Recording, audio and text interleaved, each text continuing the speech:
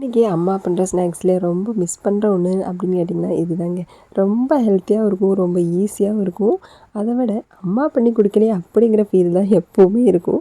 இதுக்கு முதல்லையே நான் ஜாகரி சிறப்பு ரெடி பண்ணி வச்சுக்கிறேன். அதில் 1.5 டீஸ்பூன் அளவுக்கு நெய் சேர்த்துக்கலாம். இல்லைனா உங்களுக்கு தேங்காய் எண்ணெய் வேணாலும் சேர்த்துக்கலாம். இப்போ தேங்காய் பூ அது உங்கள் விருப்பத்துக்கு ஏற்ற மாதிரி நீங்கள் எவ்வளோ போட்டாலுமே இந்த ஸ்நாக்ஸுக்கு நல்லா தான் இருக்கும்.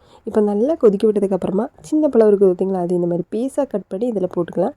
இது நல்லா மசிச்சு விட்டுக்கணும். நல்லா மசிச்சு விட்டதுக்கு அப்புறமா அதாவது இந்த மாதிரி ஒன்றும் பாதியாக மசிச்சு விட்டால் மட்டுமே போதும். கொஞ்சமாக மணத்துக்காக ஏலக்காய் பொடி போட்டு மட்டை அவல், உங்களுக்கு வெள்ளை அவல் வேணாலும் சேர்த்துக்கலாம். எந்த அவல் சேர்த்தாலுமே பிரச்சனை கிடையாது. இப்போ நல்லா மிக்ஸ் பண்ணி விட்டுக்கலாம். இப்போ நல்லா அதாவது ஓரளவுக்கு மட்டுமே ட்ரை ஆனால் போதும், ரொம்ப ட்ரை ஆக வேண்டாம். இந்த மாதிரி நல்லா மிக்ஸ் பண்ணதுக்கப்புறமா இந்த அளவுக்கு ட்ரை ஆகிட்டதுக்கப்புறமா நம்ம ஃப்ளேம் ஆஃப் பண்ணிக்கலாம். இப்போது கொஞ்சமாக மேலே நட்ஸ் போட்டுக்கலாம். இங்கே தாங்க ட்விஸ்ட்டே இருக்குது. அதாவது அன்னைக்கு எங்கள் அம்மா இது எல்லாம் தட்டில் ஒரு ஸ்பூன் போட்டு கொடுத்துட்டா நான் என்னோடய பிரதர்ஸ் எல்லாம் அப்படியே பேச உட்காந்து சாப்பிட்டுப்போம். ஆனால் இது என்னோடய பசங்களுக்கு கொடுத்தா சொல்கிறாங்க, என்னம்மா குழச்சி வச்சுக்கிறேன், இதெல்லாம் எங்களுக்கு வேண்டவே வேண்டாமா அப்படிங்குவாங்க.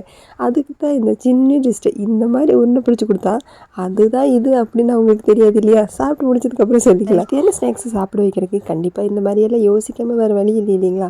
இடைக்கிடைக்கு கொஞ்சமாக ஈஸியான ஸ்நாக்ஸ் பண்ணணும் அப்படிங்கும்போது கண்டிப்பாக நான் இது தான் அடிக்கடி பண்ணி கொடுப்பேன்.